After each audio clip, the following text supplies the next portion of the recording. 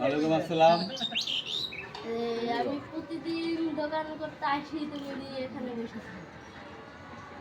আমি যে খেলে বসে থাকি এটা জিজ্ঞেস এই গাছের উপরের থেকে আমার প্রেমিকা গলায় দড়ি দিয়া মারা গেছে। এর লেগে এই গাছের বুকে লাইলে আর কথাটা আমার মনে পড়ে যায়, এই জন্য আমি এই জায়গায় বসে থাকি, বুঝছো?